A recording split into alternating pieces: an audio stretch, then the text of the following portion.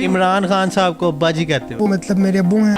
ये तो होगा। जो ये फादर हैं जिनके पास मैं पला बड़ा हूँ, इन्होंने बाद में मुझे कंफर्म किया कि हाँ तुम्हारे फादर वही हैं। बड़ा हरामी हो बेटा। और फिर मैं गया उनसे मिलने के लिए। अनफॉर्चुनेटली मेरी उनसे मुलाकात नहीं हो पाई। समझ रहे हो? समझ रहे हो आप? समझ रहे हो? वो मुझे अपनाते हैं या नहीं अपनाते, ये तो बात की बात है। ओ भाई मारो मुझे मारो। कब आपको पता चला कि इमरान खान आपके वालिद साहब हैं, आपके डैड? वो इक़्तिदार में आए थे कैसे कैसे लोग रहते हैं यार यहाँ पर। कि मैंने इनको एक दफा घर में देखा हुआ है। चलो तुमको पागल कुत्ते का गाड़ी उठा के ले जाएगा बता रहे हैं हम। तो फिर मैंने अपने अब्बा जी से पूछा कि अब्बा जी ये तो गुजरांवाला में आए थे, तो हाँ वो हंस पड़े। फिर उन्होंने मुझे बताया हाँ ये गुजरांवाला में आए थे। फिर मैंने उनसे पूछा ये मेरे अब्बू हैं, तो फिर उन्होंने कहा हाँ ये हम तुम्हारे अब्बू हैं। सर ये 100% ट्रूली बात है कि वो मेरे अब्बू हैं।